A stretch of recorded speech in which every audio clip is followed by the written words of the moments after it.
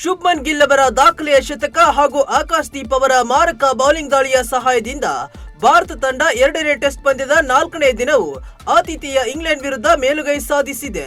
ಆ ಮೂಲಕ ಪ್ರವಾಸಿ ಟೀಂ ಇಂಡಿಯಾ ಪಂದ್ಯವನ್ನ ಗೆಲ್ಲುವ ಹಾದಿಯಲ್ಲಿದೆ. ಶುಭ್ಮನ್ ಗಿಲ್ ಶತಕದ ಬಲದಿಂದ ಭಾರತ ತಂಡ ಇಂಗ್ಲೆಂಡ್ಗೆ 608 ರನ್ಗಳ ದಾಖಲೆಯ ಗುರಿಯನ್ನ ನೀಡಿದೆ. ಬೃಹತ್ ಮೊತ್ತದ ಗುರಿಯನ್ನ ಹಿಂಬಾಲಿಸಿದ ಬೆನ್ ಸ್ಟೋಕ್ಸ್ ನಾಯಕತ್ವದ ಆಂಗ್ಲರ 4ನೇ ದಿನದಾಟದ ಅಂತ್ಯಕ್ಕೆ 3 ವಿಕೆಟ್ ಕಳೆದುಕೊಂಡು ಸೋಲಿನ ಸುಳಿಗೆ ಸಿಲುಕಿದೆ. ಭಾರತ ತಂಡ ನೀಡಿದ್ದ ಬೃಹತ್ ಮೊತ್ತದ ಗುರಿಯನ್ನ ಹಿಂಬಾಲಿಸಿದ ಇಂಗ್ಲೆಂಡ್ ತಂಡಕ್ಕೆ ಆಕಾಶ್ದೀಪ್ ಹಾಗೂ ಮೊಹಮ್ಮದ್ ಸಿರಾಜ್ ಆರಂಭಿಕ ಆಘಾತ ನೀಡಿದ್ದಾರೆ. ಇನ್ನಿಂಗ್ಸ್ ಆರಂಭಿಸಿದ ಜಾಕ್ ಹಾಗೂ ಬೆನ್ ಡಕೆಟ್ ತಮ್ಮ ತಂಡಕ್ಕೆ ಉತ್ತಮ ಆರಂಭ ತಂದುಕೊಳ್ಳುವಲ್ಲಿ ವಿಫಲರಾದ್ರು. ಔಟ್ ಆಫ್ ಫಾರ್ಮ್ ಜಾಕ್ ಅವರನ್ನ ಮೊಹಮ್ಮದ್ ಸಿರಾಜ್ ಶೂನ್ಯಕ್ಕೆ ಔಟ್ ಮಾಡಿದ್ರು. ನಂತರ ತಮ್ಮ ಮಾರಕ ದಾಳಿಯಿಂದ ಆಕಾಶ್ದೀಪ್ ಅಪಾಯಕಾರಿ ಬೆನ್ ಡಕೆಟ್ ಮತ್ತು ಮಾಜಿ ನಾಯಕ ಜೋ ರೂಟ್ ಅವರನ್ನ ಕ್ಲೀನ್ ಬೌಲ್ಡ್ ಮಾಡಿದ್ರು.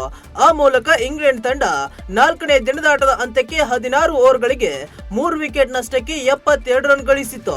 ಆ ಮೂಲಕ ಇಂಗ್ಲೆಂಡ್ ತಂಡ 4ನೇ ದಿನದಾಟದ ಅಂತ್ಯಕ್ಕೆ 16 ಓವರ್ಗಳಿಗೆ 3 ವಿಕೆಟ್ ನಷ್ಟಕ್ಕೆ 72 ರನ್ ಗಳಿಸಿ ಸೋಲಿನ ಭೀತಿಗೆ ಒಳಗಾಗಿದೆ.